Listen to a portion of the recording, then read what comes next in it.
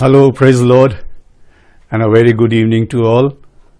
परमेश्वर पिता का धन्यवाद देते हैं कि उसने एक बार फिर से ये खूबसूरत मौका आपके और मेरे जीवन में दिया कि हम मिलकर के थोड़ा सा वक्त उसकी मौजूदगी में, उसकी संगति में एक दूसरे के साथ मिलकर बिता सकें।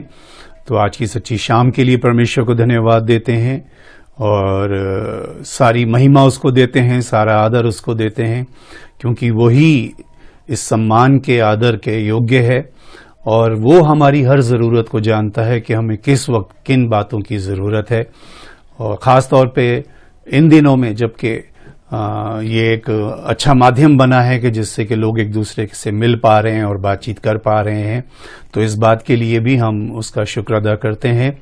और साथ ही साथ मैं उपासना चैनल के लिए, उनकी पूरी टीम के लिए सर्वशक्तिमान प्रभु को धन्यवाद देता हूं, उनकी टीम का धन्यवाद देता हूं और स्पेशली पास्टर विजय परिहान के लिए कि जिन्होंने एक बहुत भरोसे के साथ, एक बहुत विश्वास के साथ, एक बहुत प्यार के साथ, आदर और सम्मान के साथ हमें आमंत्रित किया और उनके इस प्रेम के लिए मैं प्रभु को धन्यवाद देता हूं। और ये मेरी प्रार्थना है कि काश कि आज हमारा इस तरह से इस पेज पर मिलना, इकट्ठा होना हम सब के लिए एक आत्मिक उन्नति का और हमारी बात के लिए भी हम उसका शुक्र अदा करते हैं कि वो हमारी ज़रूरतों को जानता है। थोड़ा सा नेटवर्क में इश्यू है, इसलिए प्लीज़ आप इस बात को हमारे साथ बेयर कीजिएगा। ये अब से नहीं, कुछ कई दिनों से चल रहा है, तो इस बात के लिए भी आपसे क्षमा चाहते हैं। और साथ ही साथ मैं जितने भी लोग इस समय यहाँ हमारे साथ जुड़ रहे हैं या आगे आगे जुड़ते जाएंगे, उन सब का प्रभु यीशु मसीह के नाम में मैं दिल से स्वागत करता हूँ। एक प्यार भरा सलाम आप सबको देता हूँ और मेरी ये प्रार्थना है, मेरी विनती है, मेरा विश्वास है, ये पूरी मेरी उम्मीद है कि आज हकीकत में जिस वजह से प्रभु ने आपको और मुझे एक दूसरे के साथ जोड़ा है या ये मौका हमें बख्शा है, तो इसके लिए ज़रूर उसने हमारे लिए कुछ ऐसा रखा है कि जो हमारे लिए आज, अभी और इस समय की ज़रूरत के मुताबिक शायद हम नहीं भी उसकी अहमियत को समझते हैं, हम उसकी कीमत को शायद हो सकता है कि ना समझते हो, लेकिन वो जानता है कि हमें किस वक्त किस चीज़ की ज़रूरत है। बाइबल साफ कहती है, उसमें लिखा है कि तुम्हारा स्वर्गीय पिता जानता है कि तुम्हें सब कौन कौन सी वस्तुएं चाहिए। तो इस वक्त के लिए, इस सेशन के लिए मैं आप सबका स्वागत करता हूं और सारी महिमा पिता परमेश्वर को देते हुए पवित्र आत्मा की अगुवाई में आए मिलकर के कुछ बातों को वचन में हम सीखेंगे। आप में से जितने लोगों के पास बाइबल्स हैं, मेहरबानी से मेरे साथ उन बाइबल्स को आप लोग निकाल लीजिएगा, चाहे हार्ड कॉपी में है या सॉफ्ट कॉपी में है, जैसे भी हैं। और आगे बढ़ने से पहले एक छोटी सी बात और मैं आपको बताना चाहता हूँ, खासतौर पे उन लोगों को जो पहली बार मुझे देख रहे हैं या सुन रहे हैं।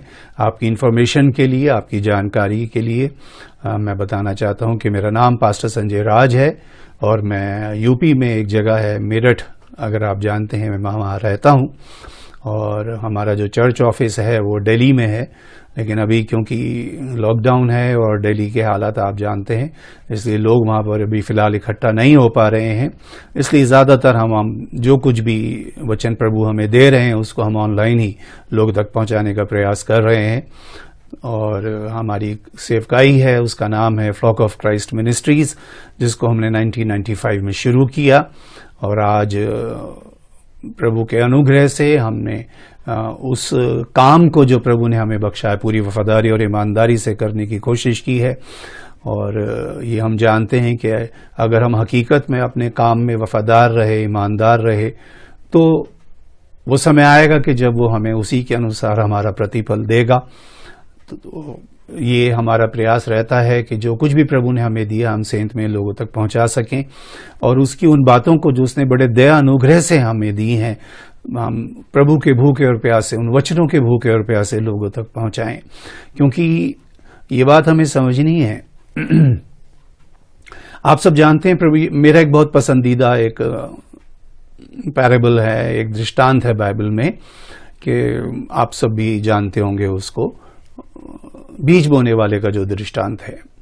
तो उस दृष्टांत को जब प्रभु ने बाहर जाकर के लोगों को बताया, सिखाया, या चलिए जैसे भी प्रभु ने उसको लोगों तक पहुंचाने की कोशिश की। तो जब प्रभु वापस घर में आए तो चेलों ने प्रभु से कहा कि प्रभु आप लोगों से दृष्टांतों में बातें क्यों करते हैं, सीधी सीधी बात क्यों नहीं करते। तो प्रभु ने बोला उनको उन चीज़ों की समझ नहीं दी गई, लेकिन तुम्हें दी गई है। और अब ये दृष्टांत जो मैंने दिया था, तो चलो मैं इसका जो मतलब है वो मैं तुम्हें समझा देता हूं। तो वहां प्रभु ने बहुत सारी बातें कही, लेकिन वहां प्रभु ने एक बात कही कि वचन बीज है। वचन बीज है। और इसी बात को मैंने सालों से जाना, समझा और ग्रहण किया। इसीलिए मैं हमेशा लोगों को ये बताता हूं कि वचन सुनने सुनाने के लिए नहीं होता, वचन ग्रहण करने के लिए होता है। यूहन्ना के पहले अध्याय में लिखा है कि जब वो आया, जितनों ने उसको सुना नहीं, जितनों ने उसकी पूजा नहीं की, जितनों ने उसके आगे मत्थे नहीं टेके, जितने लोगों ने उसके आगे सर नहीं झुकाया, जितनों ने उसे ग्रहण किया, क्योंकि बीज ग्रहण किया जाता है। लेकिन चलिए थोड़ा सा और मैं इस बात को एक अलग तरीके से आज शुरू करना चाहता हूं। नए नियम में हम पौलुस को देखते हैं। पौलुस की एक पत्री है गलातियों के नाम, और उस पत्री के 6 अध्याय के जब 7वें पद को हम पढ़ते हैं तो वहां पर ऐसा लिखा है कि धोखा ना खाओ, परमेश्वर ठट्ठों में नहीं उड़ाया जाता। 3 बातें हैं एक ही पद में, धोखा ना खाओ। तो ये भी एक बहुत बड़ा सवाल है कि इंसान धोखा कब खाता है। धोखा कब खाता है कोई इंसान? या तो उसमें समझ नहीं होती, या वो बहकावे में आ जाता है, या वो अच्छी रीति से अपने दिल अपने दिमाग को इस्तेमाल नहीं करता, या फिर सबसे बड़ी बात यह है कि वो उस बात के बारे में परमेश्वर से कभी पूछता नहीं है। उसकी सलाह की बात नहीं, वो परमेश्वर से डिस्कस तो क्या बात है, परमेश्वर को बताता तक नहीं है उस चीज के बारे में। और वो सोचता है प्रभु को तो सब कुछ पता है, परमेश्वर को तो सभी कुछ पता है, लेकिन वो ये जानना चाहता है कि आपकी आफ्टरऑल इच्छा है क्या। तो यहां पर हम इस बात को इस तरह से देख रहे हैं कि पहली चीज है धोखा ना खाओ। अभी वो मेरा टॉपिक नहीं है, वरना उसके ऊपर भी काफी समय लग सकता है। परमेश्वर ठट्ठों में नहीं उड़ाया जाता। इसका मतलब जो परमेश्वर को ठट्ठों में उड़ा रहे हैं वो एक्चुअली एक धोखे में जी रहे हैं। उनको लग रहा है परमेश्वर को जैसे मर्जी ट्रीट किया जा सकता है, या परमेश्वर की बातों को जैसे मर्जी माना जा सकता है, या नहीं भी माना जा सकता। अगर नहीं भी मानेंगे तो कोई खास बड़ा नुकसान नहीं है उस चीज के अंदर, या कुछ खोने का नहीं है हमारे पास। लेकिन आज हम इस बात को देखेंगे कि परमेश्वर ने इस बात को अपने वचन में किस तरह से कहा। बात तो बहुत छोटी है, और बहुत जगह बहुत अलग अलग तरीके से, मैं सोचता हूं 85 आयत हैं बाइबल में इस बात को सीखने और समझाने के लिए। लेकिन मैं ये उम्मीद करता हूं कि जिस तरह परमेश्वर का आत्मा इस समय मुझसे बात कर रहा है आप तक पहुंचाने के लिए, काश कि ये बात आप सुन भी सकें, ग्रहण भी कर सकें, इसको समझ भी सकें और फिर इसको अपना भी सकें। यहां लिखा है, तीसरी बात लिखी है कि मनुष्य जो कुछ बोता है वो ही काटेगा। और आगे लिखा है, जो शरीर के लिए बोता है वो शरीर के अनुसार विनाश की कटनी काटेगा, और जो आत्मा के लिए बोता है। इसका मतलब ये हो गया कि जितने भी लोग इस संसार में हैं वो 2 में से एक चीज तो जरूर ही बो रहे हैं। या तो वो शरीर के लिए बो रहे हैं या आत्मा के लिए बो रहे हैं। बो तो हर व्यक्ति रहा है, क्योंकि वहां पे लिखा, ये नहीं लिखा कि विश्वासी जो कुछ बोते हैं या मसीही जो कुछ बोते हैं, लिखा है मनुष्य जो कुछ बोता है। तो आज सबसे पहली चीज तो हम अपने आप को कैटेगराइज करेंगे और अपने आप को जांचेंगे, क्योंकि बाइबल हमें दूसरों को नहीं अपने आप को ही जांचने के लिए दी गई है कि सबसे पहली तो हम इसके थ्रू अपनी स्कैनिंग करें कि हम कहां खड़े हैं। So either we are sowing for the, है ना, फॉर द फ्लैश और फॉर द स्पिरिट। अब चलिए, इससे पहले मैं एक और छोटी सी बात आपको बताता हूं। अगर आप उत्पत्ति की किताब पढ़ेंगे तो उसके 8वें अध्याय के 22वें पद को अगर आप पढ़ते हैं, book of Genesis chapter 8 verse 22, तो वहां पर ऐसा लिखा है कि अब से जब तक पृथ्वी बनी रहेगी तब तक बोने और काटने के समय ठंड और तपन, धूप काल और शीतकाल, दिन और रात निरंतर होते चले जाएंगे। यहां 4 बातें लिखी हैं, जब तक पृथ्वी बनी रहेगी।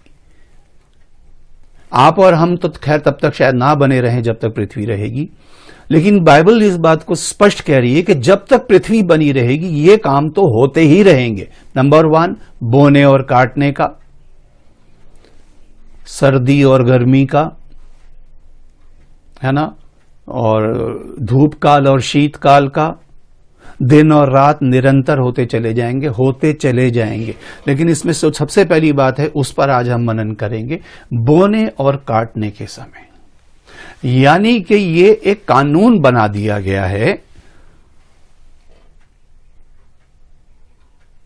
बोने और काटने के लिए, कि ये जब तक पृथ्वी रहेगी ये 2 काम तो हमेशा होंगे। बोने का भी काम होगा और काटने का भी काम होगा। इससे मनुष्य बच नहीं सकता। आपको याद होगा जब परमेश्वर ने आदम को अदन की वाटिका से बाहर रखा, या बाहर निकाल दिया, यूं समझ लेते हैं चलिए, तो उसकी सृष्टि से पहले परमेश्वर ने एक वाटिका बनाई थी। अब उस वाटिका, उसका शब्द ही वाटिका है, वाटिका का मतलब हो गया खूबसूरत जगह रही होगी, मैं विश्वास करता हूं, और सारा प्रोविजन उसमें उसके लिए पहले से था, खाना पीना जो कुछ भी, उसको ज्यादा मेहनत नहीं करनी थी, उसको बस वहां पर काम करना था और उसकी रखवाली करनी थी। ये 2 काम बाइबल में लिखे हैं, अभी उसको हम डिस्कस नहीं करेंगे, लेकिन मैं आपको ये बता रहा हूं, आपने पढ़ा है उसको, आप में से ज्यादातर लोग सब बाइबल पढ़ने वाले लोग हैं, तो इतना तो आप जानते ही हैं, ये कोई नई बात नहीं है। लेकिन वहां पर आदम के लिए 2 काम रखे गए थे कि ताकि वो उसमें काम करे, अदन की वाटिका में, और उसकी रखवाली करे। उसके ऊपर कई वीडियोस में मैं आपको बता चुका हूं। ये वीडियोस की बात आई तो चलिए हैंड टू हैंड एक और बात आपको बता देता हूं कि हमारा यूट्यूब के ऊपर एक चैनल है जिसका नाम है मसीही जिंदगी। आप चाहें तो वहां पर जाकर भी हमारे वीडियोस को देख सकते हैं। जितने भी हमारे लाइव सेशंस भी होते हैं, यानी ये जो वीडियो भी इस समय यह सेशन आप देख रहे हैं, इसका वीडियो भी आपको एक आध दिन में वहां हमारे चैनल पे मिल जाएगा। यूट्यूब पे आप जाएं, मसीही जिंदगी टाइप करें, चैनल को सब्सक्राइब करें, तो उसमें बहुत सारे वीडियोस आपको मिल जाएंगे और उसके अंदर भी ये बातें आपको मिल जाएंगी जो मैंने कई बार लोगों को बताई हैं। तो खैर, यहां पर उसने उस वाटिका को बनाया और वाटिका में फिर आदम को रख दिया, बना करके वाटिका में रख दिया। वाटिका में रख के नहीं बनाया उसको बना के रखा। लेकिन वहां पर जब गुनाह हुआ या जो भी बात आज्ञा उल्लंघन हुआ या परमेश्वर के विरोध में जो बात हुई, उसका नतीजा ये हुआ कि परमेश्वर ने उसको उठा के अदन की वाटिका से बाहर रख दिया। अब एक शब्द, 2 शब्दों पे हम ध्यान देते हैं। एक शब्द है वाटिका, जो पहले से प्रिपेयर्ड थी, हालांकि परमेश्वर ने ही बनाई होगी उसको। लेकिन दूसरा जो शब्द आता है वो आता है खेत। अब प्रभु ने बोला अब तू जीवन भर खेत की उपज खाएगा। अब खेत एक ऐसी जगह है जहां से जो कुछ भी आपको चाहिए वो पहले आपको बोना पड़ेगा, जो कुछ भी आपको चाहिए। इसलिए यहां पे लिखा है बोने और काटने का ये नियम परमेश्वर ने ठहरा दिया। इसलिए जो कुछ भी मनुष्य बोएगा वही काटेगा, यानी जो वो काटना चाहता है उसको पहले वो बोना पड़ेगा। समय की अपनी सीमा है, बहुत सारी चीजें हम सीखेंगे, लेकिन इसके बीच में एक और बात मैं आपको बता रहा हूं जो आपको समझनी है। मनुष्य जो बोता है वो ही काटेगा। एक चीज ध्यान रखिएगा कि अगर बोया मनुष्य है तो मान लीजिए अगर मैंने बोया है तो मैं ही काटूंगा। ये नहीं कि मैं खेत मेरा हो गया और मैंने लोगों को लगा दिया भाई तुम बो इसको, और फिर कुछ काटने वाले लगा दिए कि वो काटेंगे। जैसा अमूमन हम दुनिया में देखते हैं, जिनके खेत होते हैं वो बोने वाले अलग लगा देते हैं और फिर बाद में कुछ मजदूर बुला लेते हैं जो उस खेत को काटते हैं। लेकिन यहां पर जो सीरियस बात है वो ये है कि मनुष्य जो कुछ बोता है वही काटेगा। इसका मतलब जो कुछ भी आपने बोया है वो आप ही को काटना है। बोना आपको चाहे आए या ना आए, काटना तो आपको पड़ेगा ही, चाहे आप काटने में एक्सपर्ट हैं या नहीं है। लेकिन ये बात आप पे लागू हो गई कि अब आप तो वो काटोगे ही काटोगे जो आपने बोया है। और आप एक बहुत बड़े धोखे में जी रहे हो अगर आप उसके वचन को, अब यहां पर ऐसा लिखा है कि वचन बीज है। प्रभु ने बोला वचन बीज है, तो वचन तो बोने के लिए ही होता है ना। या यूं समझिए बीज तो बोने के लिए ही होता है। बीज का आफ्टरऑल फिर काम क्या है अगर वो बोया ना जाए तो? लिखा अगर बोया ना जाए तो अकेला रहता है, लेकिन जब भूमि पर गिर जाता है, मर जाता है, तो बहुत सा फल लाता है। तो बीज तो होता ही बोने के लिए है। अब आपके और मेरे पास क्या चीज है, सोच के देखें इस चीज को आप और मैं।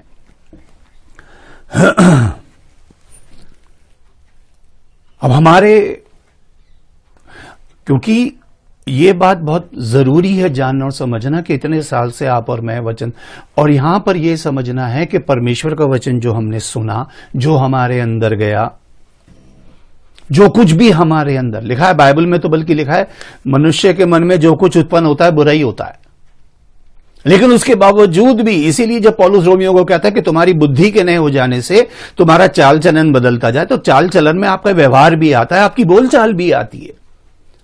और सबसे कीमती बात जो मैं चाहता हूं आज की शाम आप सोचें, समझें और सीखें, वो ये है कि आप जो कुछ भी संसार में अपने मुंह से बाहर निकाल रहे हैं,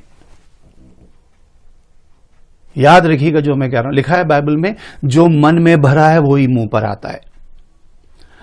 ठीक है, समझ गए बात, लेकिन जो मुंह पर आ गया, वो जो बात आपने मुंह से कह दी, एक्चुअली वो एक वचन है।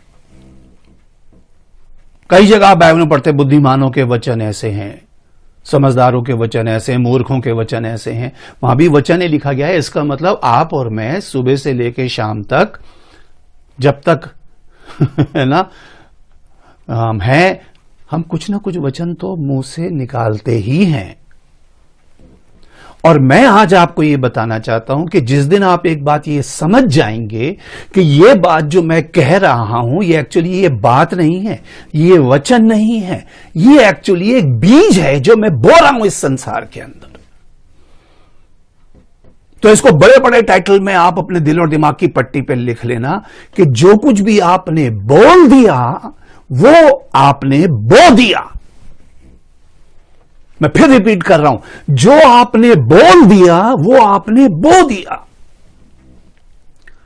और हो सकता है कि आपने आज बोया हो, और ये पक्की बात है, आप इस बात को जानते हैं, मनुष्य जैसे ही कोई चीज बोता है हैंड टू हैंड नहीं काट लेता उसको, क्योंकि उस बीज को अंदर तक जाने में, गहराई तक जाने में, जड़ पकड़ने में, ऊपर उठने में और फलवंत होने में वक्त लगता है। वो जब फसल तैयार होगी तो प्रभु बोलेगा अब काटो इसको।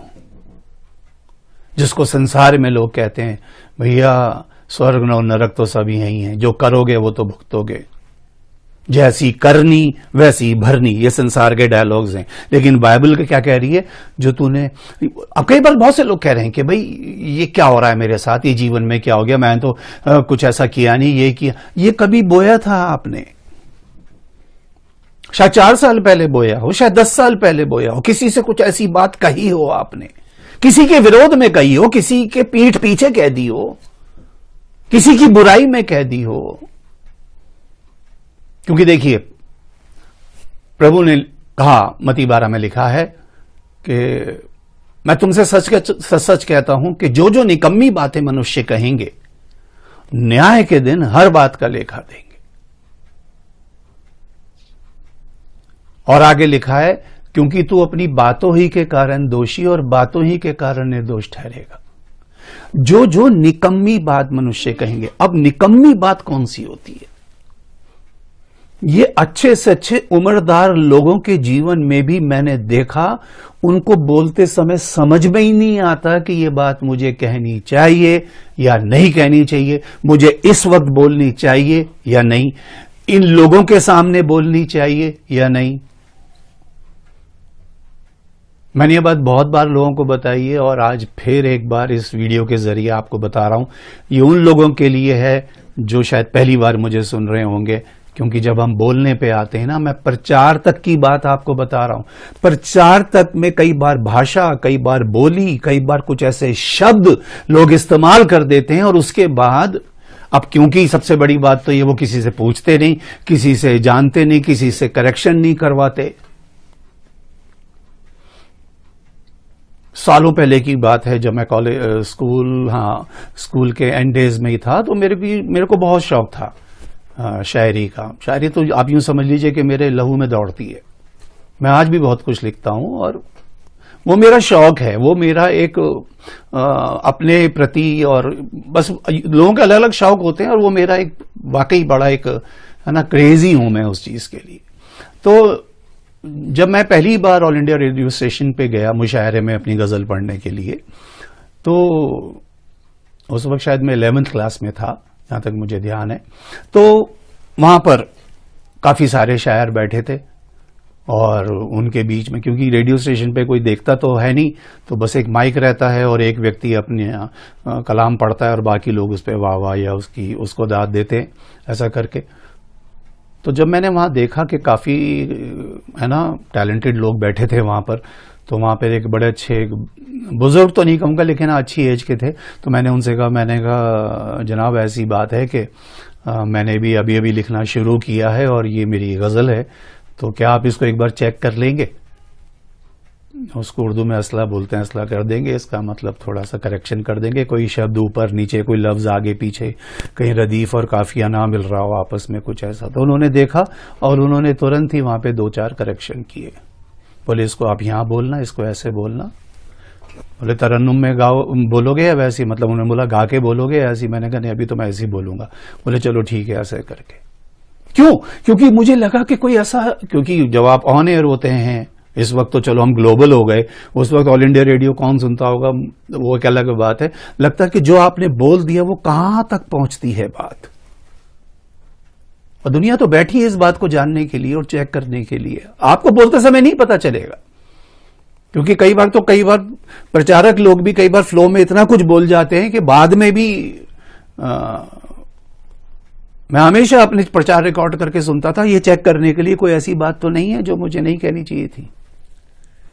और ये बात मैंने बहुत बार बताई है और आज आपके जरिए भी लोगों तक बताने की कोशिश कर रहा हूं कि अपनी सेवकाई में इन तकरीबन 26 सालों में, मैं आपको सच्ची बात बता रहा हूं, 18 साल तो मुझे इस बात को समझने में लगे कि मुझे क्या बोलना है, सीखने में लगे, जानने में लगे, लोगों से पूछने में, लोगों से सलाह लेने, मशवरा लेने के मुझे क्या बोलना है, कैसे बोलना है, कितना बोलना है, कब बोलना है। क्योंकि यहां तो चलो आपने ये घंटा में दिया, कई जगह हम जाते हैं वहां पे 20 मिनट मिलते हैं, 15 मिनट मिलते हैं, तो वो उस पूरी बात को 15 मिनट में कंक्लूड करना कि बात भी पूरी कही जा सके और समझ में भी लोगों के आ जाए।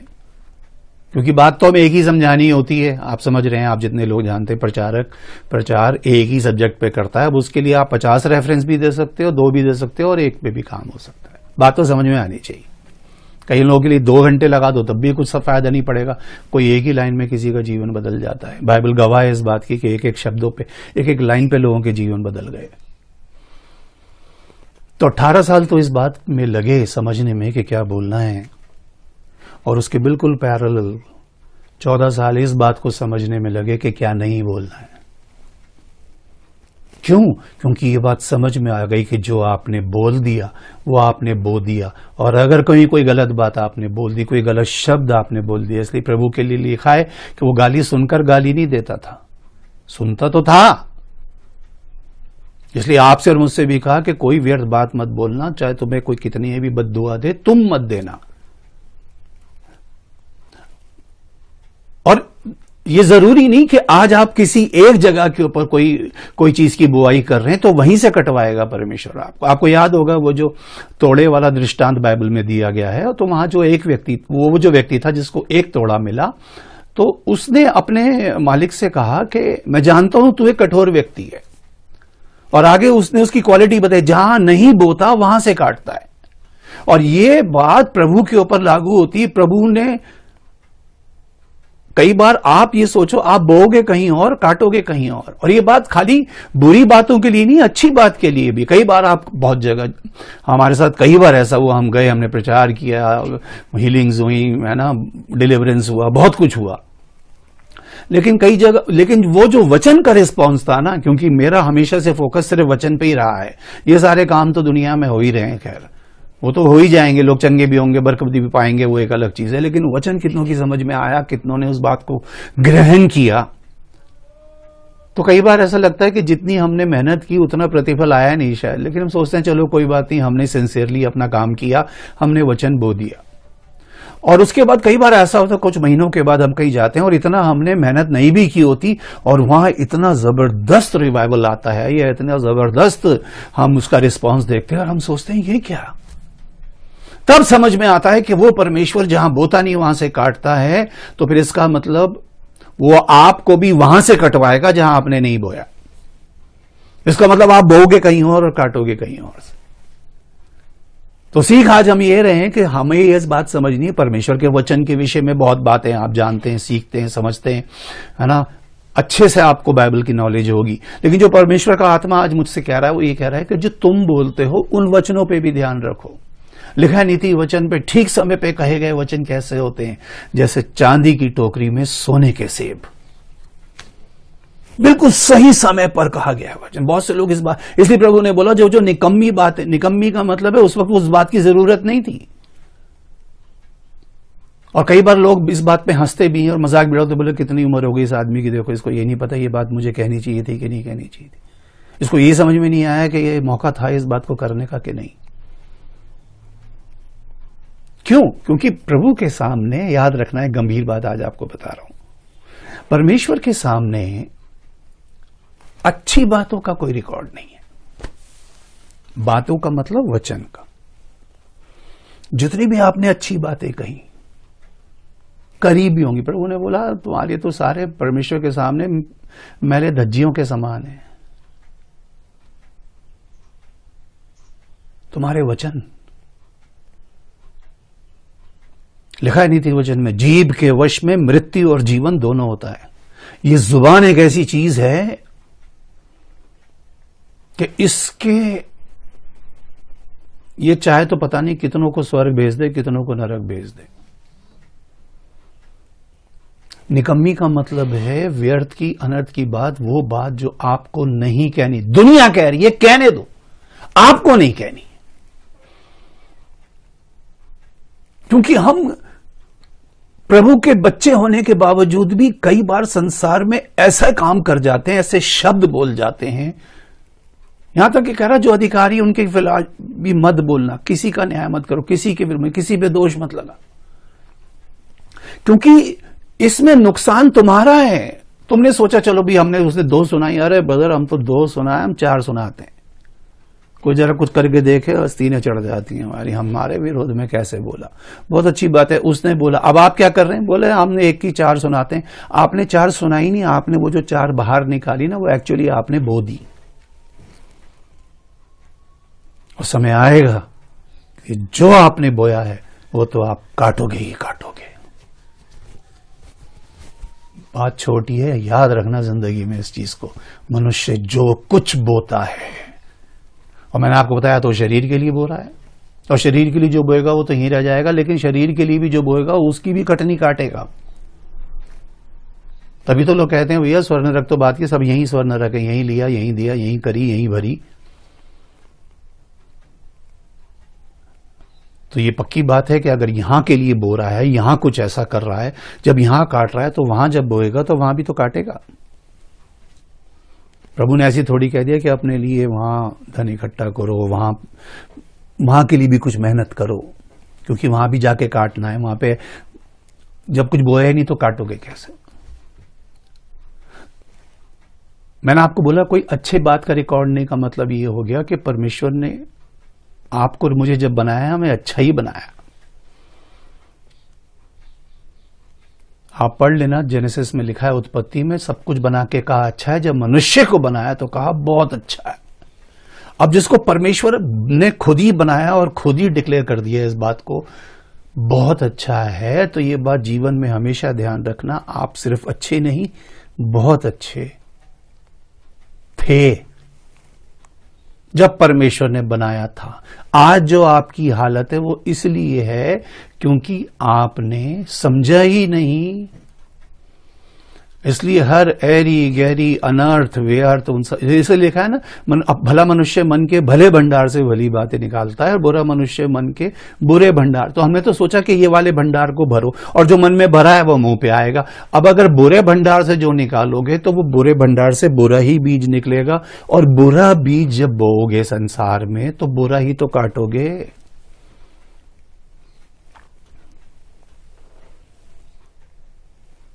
आप इस बात को याद रखना, संसार आपको कभी कुछ देता नहीं। जमीन कभी आपको कुछ नहीं देती, जिंदगी आपको कभी कोई कुछ नहीं देती। संसार आपको कुछ देता नहीं, संसार आपको लौटाता है। जमीन आपको अपनी तरफ से, तो खैर लिखा है इसलिए प्रभु ने कहा तू अच्छा बीज बोएगा, वो अपनी तरफ से तो ऊंट कटारे उगाएगी, उसका काम वही है। तो जमीन कुछ देती नहीं है, जमीन लौटाती है। इसलिए प्रभु ने बोला तू मिट्टी है, मिट्टी में मिल नहीं जाएगा, मिट्टी में लौट जाएगा, क्योंकि मिट्टी नहीं तो मेरे को दिया था ये इतना बड़ा, तो क्या कहते हैं, पुतला बनाने के लिए ये अपना हिस्सा जिसका मैंने पुतला बना दिया, अब मिट्टी से आया था तो मिट्टी में चला जाएगा।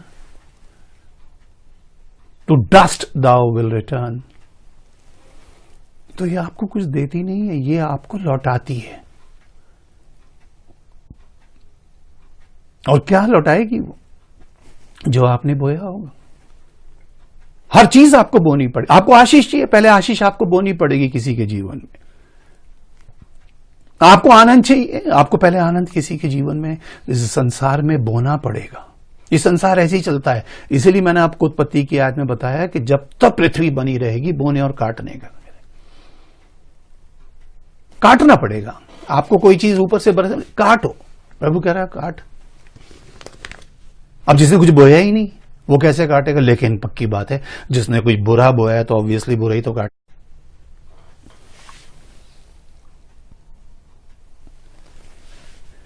जिसने अच्छा बोया है वो अच्छा ही काटेगा, क्योंकि जो बोया है वो काटना तो जरूर पड़ेगा, चाहे शरीर में काटो। पता नहीं कितने लोग इस बात की सीरियसनेस को समझते हैं।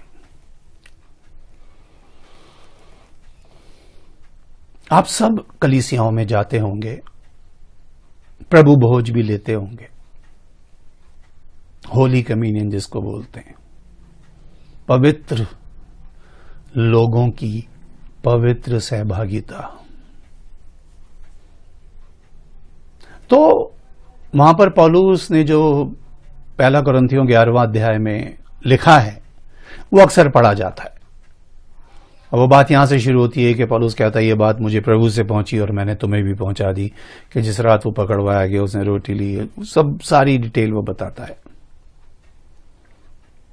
और आगे जाकर के एंड में वो इस बात को ऐसे कहता है कि इसलिए मनुष्य अपने आप को जांचे और इसी रीति से इस कटोरे में से पिए और इसी रोटी में से खाए, क्योंकि जो खाते पीते समय प्रभु की देह को ना पहचाने। प्रभु की देह मतलब वो कलीसिया जिनके साथ बैठ के वो प्रभु भोज ले रहा है, वो ये नहीं कह सकता प्रभु इनकी बुराई ये जाने।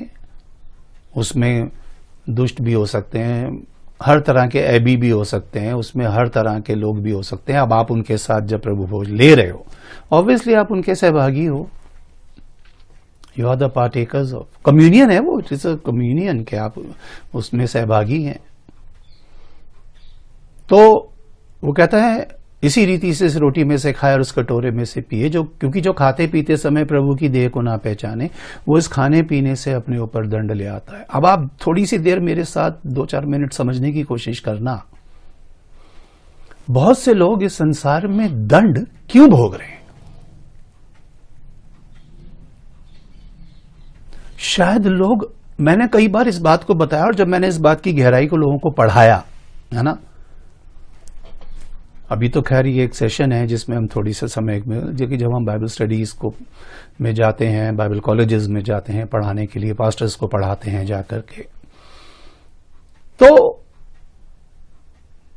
इस बात को कितने लोग गहराई से समझ पाते हैं कि आज बहुत से लोग दंड क्यों भोग रहे हैं? क्योंकि आयत लिखी है, जो खाते पीते समय प्रभु की देह को न पहचाने वो खाने पीने से दंड ले आता है। वो इसलिए दंड भोग रहे हैं क्योंकि उन्होंने प्रभु, और लिखा है जो इसलिए मनुष्य जो कोई अनुचित रीति से प्रभु की रोटी खाए या प्रभु के कटोरे में से पिए वो प्रभु की देह और लहू का अपराधी ठहरेगा। इसी कारण तुम में से बहुतेरे निर्बल, इसी कारण, अभी गुनाह और पाप की बात नहीं हो रही कि उसने क्या बोया क्या काटा, इसी कारण तुम में से बहुतेरे निर्बल हैं, बहुतेरे रोगी हैं, बहुतेरे सो भी गए, यानी मौत भी उनको ले गई। क्यों? इस काम को उन्होंने अनुचित रीति से किया। इस प्रभु बोझ की उन्होंने पवित्रता को बना करके नहीं रखा। बोलने से नहीं हो जाता कि पवित्र बोझ है बोलने से नहीं होगा। उन्होंने वो धोखे में जी गए, वो परमेश्वर को ठट्ठा में उड़ा दिया। उन्होंने ये नहीं देखा कि प्रभु ने क्या बताया था। उन्होंने अपने रीति रिवाज, अपने परंपरा चलाई उन्होंने।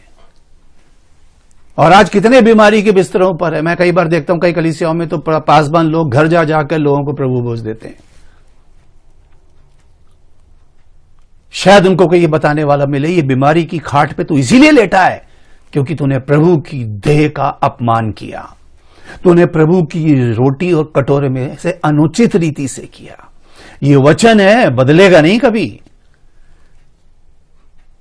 निर्बल भी हैं, अजी क्या करें, परेशान, रोगी भी हैं और बतेरे चले गए। इस सीरियसनेस के ऊपर कभी कोई वचन क्यों नहीं दिया जाता? जब कोई व्यक्ति बीमार पड़ता है उसको ये कहते हैं यीशु मसीह के नाम में से चंगा हो जा, शैतान इसके जीवन से दूर हो जा। शैतान कहीं नहीं है उसके जीवन में, उसने वचन ग्रहण ही नहीं किया, उसे पता ही नहीं, वो बोया हुआ काट रहा है। इसीलिए आयत यहां से शुरू होती है, धोखा ना खाओ। परमेश्वर ठट्ठों में नहीं उड़ाया जाता, उसके वचन ठट्ठो, क्योंकि वचन ही परमेश्वर है। अब आपने वचन को ठट्ठों में उड़ाया। कई बार लोग बाइबल के लिए, मैंने भाई पिछली दिनों आपको बताया था, कई बार बाइबल जब पलटते हैं तो थूक लगा लगा के बाइबल पलटते हैं। मैंने जिस वचन के ऊपर तुमने थूक दिया उस वचन में से क्या पाओगे? अपने पास बैठे किसी अधिकारी या किसी उस व्यक्ति के मुंह पे ऐसे निकाल के थूक लगा सकते हो?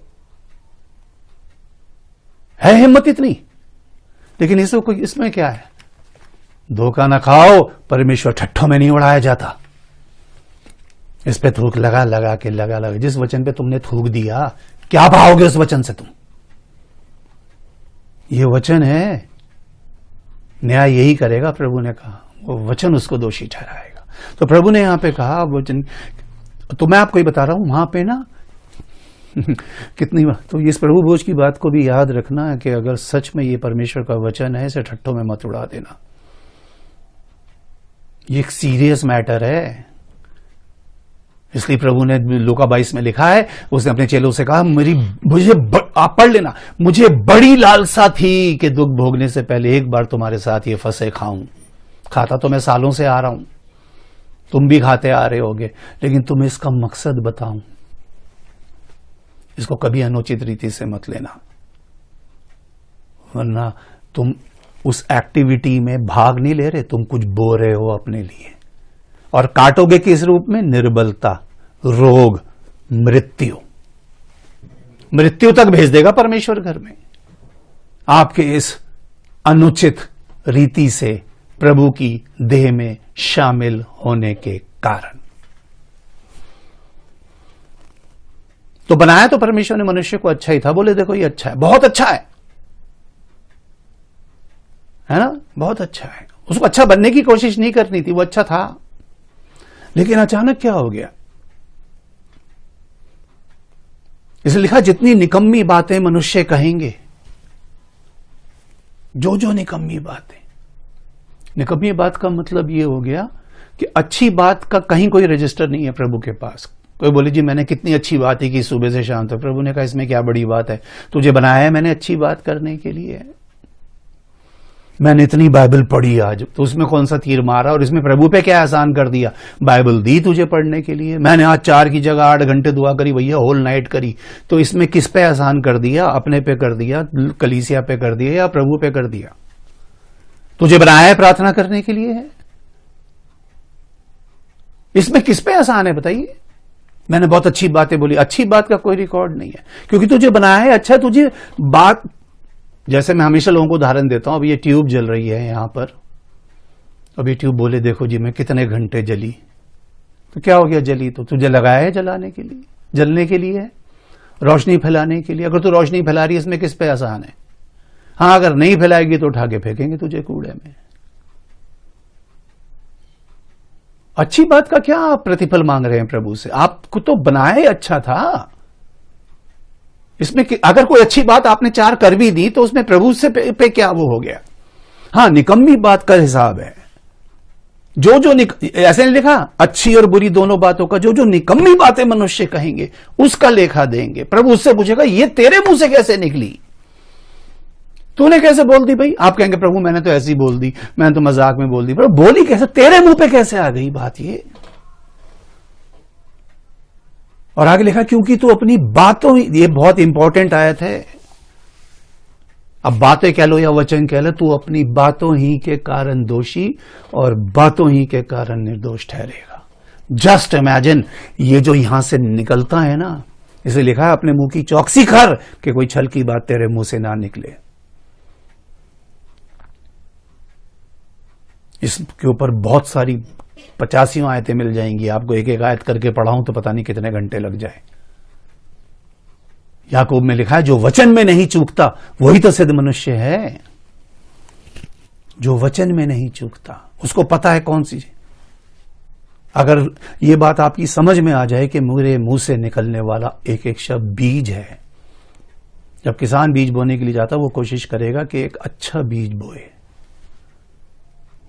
और बीज बो के स्टोरी खत्म नहीं हो जाती, उसको एक एनवायरनमेंट देना पड़ता है, उसके आसपास सफाई रखनी पड़ती है, समय पे उसको खाद देनी पड़ती है, पानी देना पड़ता है। अगर आसपास उल्टी सीधी घास, ऊंट कटारे उग जाए तो उनको भी निकाल के फेंकना पड़ता है। इसलिए सब उपदेशक में लिखा है जब तू परमेश्वर के भवन में जाए तो सावधानी से चलना, क्योंकि परमेश्वर स्वर्ग में है और तू पृथ्वी पे है, इसलिए तेरे शब्द थोड़े ही हों। आप इस बात को समझो, परमेश्वर ने अपने वचन में कहा है तुम एक ऐसा रिश्ता बन जाएगा परमेश्वर के साथ जब बातचीत करने वाले बन जाओगे कि उसने कहा तुम कह भी ना चुकोगे कि मैं तुम्हारी सुन लूंगा। आप घुटने पे बैठेंगे और उसको समझ में आ जाएगा कि आप किसके लिए बैठे हैं।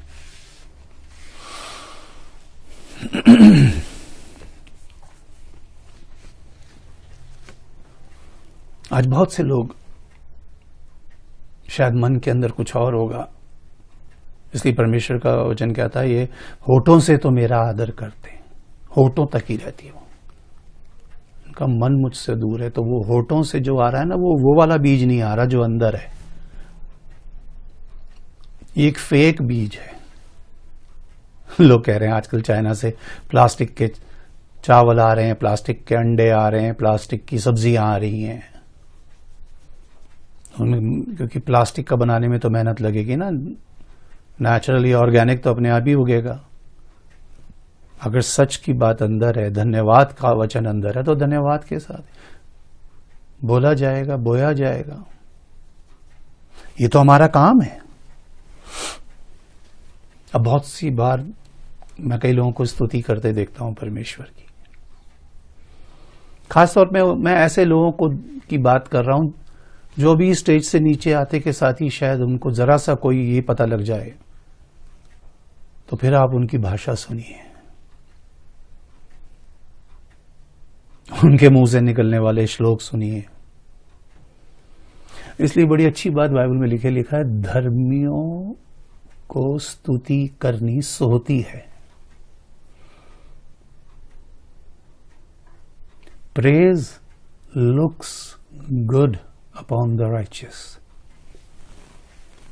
यानी हर किसी के मुंह के ऊपर स्तुति भी सोहती नहीं, सोहती समझते हैं ना जिसको, और बोलेंगे शोभा नहीं देती। आप कितनी भी स्तुति करो, प्रभु को पता है ये शब्द कुछ और है और मन के अंदर से कुछ और जा रहा है। कहने को तो स्तुति मेरी हो रही है, इनका मन मुझसे बहुत दूर है, ये कभी मुझसे मिले ही नहीं, इन्होंने जाना ही नहीं। कह तो रहे हैं प्रभु तू महान है, इनको जरा पूछो मेरी महानता का बखान कर सकते हैं। हम सीख ये रहे हैं आज,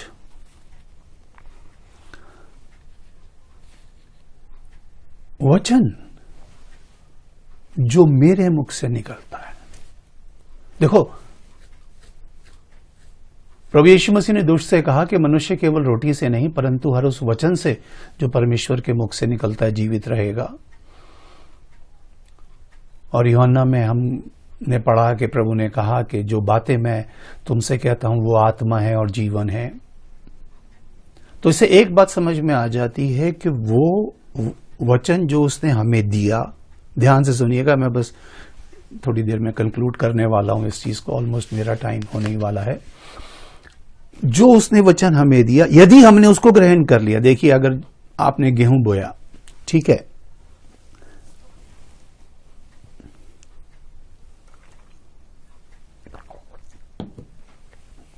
गेहूं जब आपने बोया और उस जमीन ने गेहूं ग्रहण किया, ठीक है, तो वो आपको उपजा के गेहूं ही तो देगी। जिस क्वालिटी का आपने डाला है, कितनी क्वालिटीज के आते हैं। अब क्योंकि मैं एक डॉक्टर भी हूं, तो अभी पिछले दिनों में अपने जो मेरे सीनियर डॉक्टर हैं उनसे मैं बात कर रहा था, और मैंने उनको बताया कि लोग कह रहे हैं इस समय में तुलसी का रस पियो करे, तो बोले तो ये कौन सी वाली तुलसी, 20-22 तरह की तुलसियां होती हैं।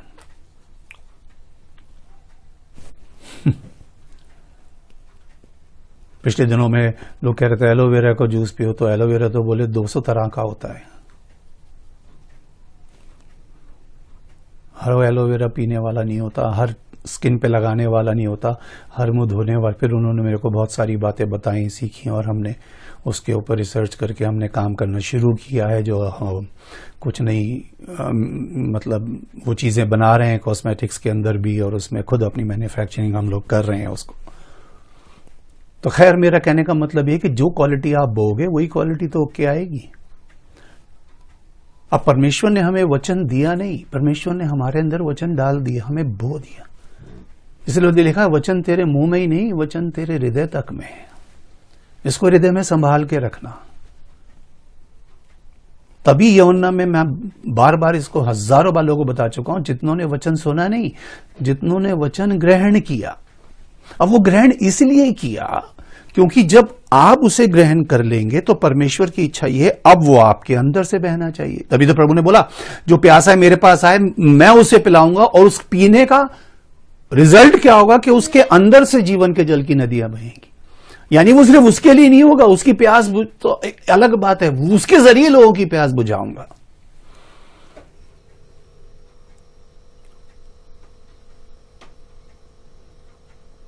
आपको अगर देखना है तो आप YouTube पे मेरा एक वीडियो है, आप देख सकते हैं, बीज या रोटी। उसके अंदर इस बात को और ज्यादा मैंने अच्छे से एक्सप्लेन किया है कि हम वो लोग हैं, हमारे लिए लिखा है कुरिन्थियों पौलुस कहता है कि तुम्हें तो वो बीज ही देगा जो बोने वाले को रोटी, जो खाने वाले को रोटी और भोजन के लिए रोटी और बोने वाले को बीज देता है। क्योंकि एक बात तो पक्की है, प्रभु बीज उसी को देगा जिसको बोना आता है, वरना तो फिर बाकी 3 अंजाम तो वही होते हैं, या तो चिड़िया चुग के ले जाती है, या जड़ न पकड़ने के कारण जल्दी सूख जाता है, या झाड़ियां उसको बढ़ने नहीं देती। जब भी कहीं सुसमाचार का या जो भी वचन का प्रचार होता है, उसमें वो लिखा है ना, 100 गुना फल कौन लाता है, जो उसको उत्तम मन में संभाल के रखता है। तो वचन तो ग्रहण करने के लिए, जिस तरह एक स्त्री अपने अंदर एक बीज को कंसीव कर लेती है, जिस तरह एक जमीन कंसीव कर लेती है, तो वो तो उसको उसी को तो प्रोडक्शन में वही तो प्रोड्यूस करेगी। प्रोड्यूस क्या, उसको तो रिप्रोड्यूस कहते हैं ना। जो चीज उसने ली वो चीज उसने बढ़ा करके बाहर दे दी। तो परमेश्वर ने आपको और मुझे, सोच के देखिए कितना कीमती समझा। उसने तो चलो, बोने वाले ने तो बो दिया, अब ये जमीन के ऊपर है। अगर हम अच्छी जमीन है तो परमेश्वर हमसे क्या उम्मीद रख रहा है, ये कि जो हमारे अंदर गया वो कई फलवंत होकर के बाहर आना चाहिए। मेरे पिता की महिमा इसी से होती है कि तुम बहुत सा फल लाओ। तुम बीज ही को मार देते हो, तुम बीज ही को रौंद देते हो, तुम बीज को कान से उड़ा देते हो, और फिर सोचते हो कि मेरे जीवन में ये काम क्यों हो रहा है। तो उस बीज को अगर ग्रहण कर लिया है और वो एक अच्छा बीज था, तो फिर उसको तो फलवंत करके बाहर आना पड़ेगा ना।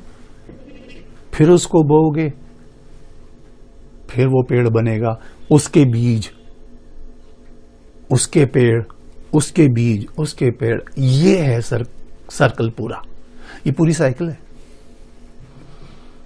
मुझे चाहे मुझे कुछ भी कहीं से सुनाई दे रहा है, मुझे ग्रहण क्या करना है? जो अच्छा है, और ग्रहण करने के बाद वही उसको बोलना है। बोलने का मतलब आज हम सीख रहे हैं वही मैंने बो देना है। तो याद रखना है इस बात को कि जो आपने बोल दिया वो आपने बो दिया। बहुत सोच समझ के बोलना, चाहे किसी के मुंह पे बोलो, किसी के पीठ पीछे बोलो, या किसी ऐसे व्यक्ति के लिए बोलो जो उस समय वहां पे मौजूद ना हो। ये मत सोचना कि वो नहीं सुन रहा तो कोई नहीं सुन रहा। रिकॉर्डिंग चल रही है वहां, आप बोलते जा रहे हो, वहां पे रजिस्टर में चलता जा रहा है, ये भी एक निकम्मी बात, ये भी निकम्मी बात, ये भी निकम्मी बात। प्रभु के लिए लिखा है वो गाली सुनकर गाली नहीं देता था, सुनता था। सुनने को तो आपको बहुत कुछ सुनना पड़ेगा। बाइबल में लिखा है जितनी बातें कही जाएं सब पे कान मत लगाना।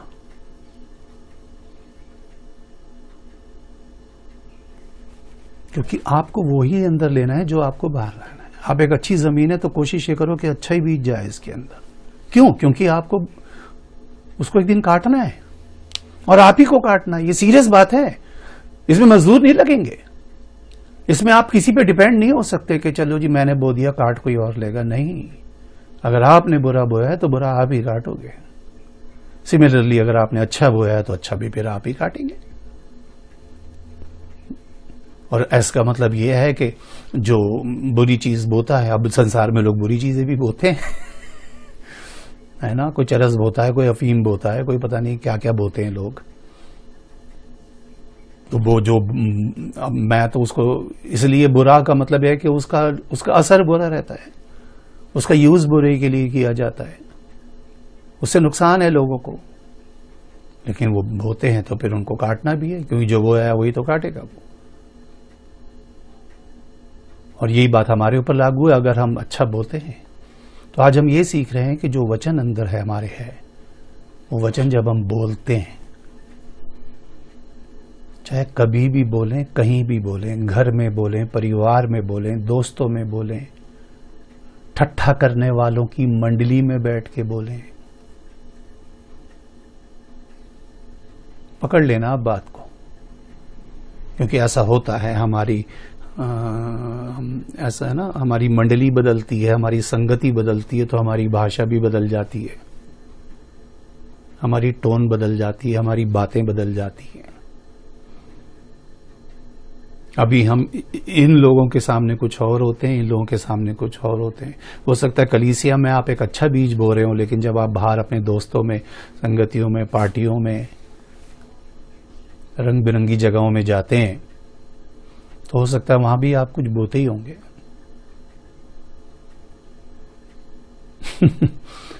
आज मैं पढ़ रहा था तो किसी ने व्हाट्सएप के ऊपर मुझे एक जोक कह लीजिए या कुछ भी कह लीजिए, तो उसने बोला, उसमें लिखा है कि दुनिया की मतलब शराब खाना या मैं खाना, उसमें ऐसा लिखा था एक ऐसी जगह है जहां पे सबसे ज्यादा सच बोला जाता है।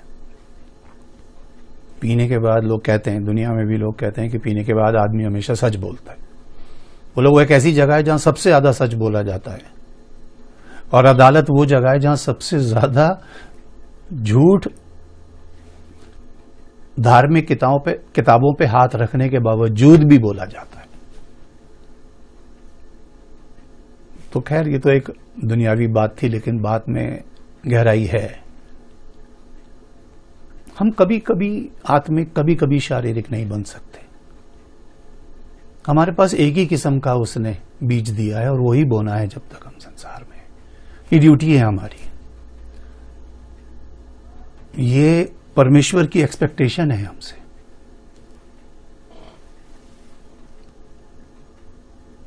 तो हमें इस बात को समझना है और सीखना है।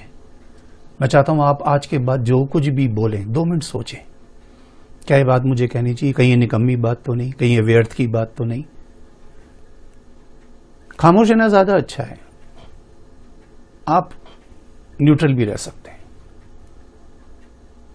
हर मामले में नहीं, लेकिन बहुत सी बातों में। आपको कोई जरूरत नहीं है किसी कि 10 लोग बुराई कर रहे हैं तो चलो मैं भी कर दूं। क्योंकि आपके मुंह से निकली बात, अभी औरों की बात नहीं हो रही, सांसारिक लोगों की बात नहीं हो रही, आप अगर प्रभु के लोग हैं, आप अगर प्रभु के बच्चे हैं, तो ये बात आपको सीखनी और समझनी है कि आपके मुंह से निकली हुई बात इतनी कीमती है कि वो एक बीज है। बस आप यूं समझ लो कि वचन बीज है आपके मुंह से। अगर परमेश्वर के मुंह से निकला हुआ वचन बीज है, तो आपके मुंह से निकला हुआ भी वचन भी बीज ही है। उसने आपके अंदर बोया, अब आपने रिप्रोड्यूस करके उसको संसार में बोना है। तो अच्छा बोगे तो अच्छा ही काटोगे। और बोने का माध्यम मैंने आपको बताया, जो बोल दिया, लोग कहेंगे कर्मों का फल है, ये है वो है। मैं कह रहा हूं ये बोया हुआ है जो मनुष्य काटता है, चाहे बीमारी के रूप में काटे, तंगी के रूप में, परेशानी के रूप में काटेगा वो, क्योंकि कभी उसने बोया था कहीं। हैंड टू हैंड नहीं मिलता प्रतिभा, हैंड टू हैंड खेत खड़े नहीं हो जाते एक ही रात के अंदर, वक्त लगता है, वक्त काटने में भी लगता है। तो प्रभु इन सब बातों को सीखने में, समझने में आपकी मदद करे। और ये मेरी प्रार्थना रहेगी कि जो कुछ भी, चाहे आपने इस पूरे बातों में एक ही बात क्यों ना सीखी हो, अगर अच्छी लगी हो तो उसको समझिए, सीखे, और जितने लोगों को आप जानते हैं उन तक इस बात को, चाहे अगर आपका दिल करता है तो शेयर भी कीजिए, ताकि ज्यादा से ज्यादा लोग इस बात की गंभीरता को जाने, समझें और सीखें। और इससे पहले कि वो कुछ भी अपने मुंह से बाहर निकालें, उस बात को 2 मिनट के लिए चेक करें, अपने हर शब्द को, क्योंकि वो शब्दों ही के कारण बाइबल बताती है, प्रभु यीशु मसीह कह रहे हैं तू दोषी या निर्दोष ठहरेगा। तो thank you so very much. आपके उस पूरी टीम के लिए धन्यवाद। जितने लोग मेरे साथ जुड़े रहे उन सब का प्रभु में धन्यवाद। अगर प्रभु के आने में समय है और प्रभु की योजना में है, जीवन रहा, तो फिर मिलेंगे और मिलकर के कुछ और बातें वचन में सीखेंगे। तब तक उसका अनुग्रह, उसकी दया, उसकी करुणा आप पर, आपके घर और आपके परिवार पर बनी रहे। आप सब प्रभु में सुरक्षित रहें, आनंदित रहें, आशीषित रहें और सब बातों में प्रभु के धन्यवादी रहें। यही मेरी प्रार्थना है। Thank you so very much. धन्यवाद। Praise Lord.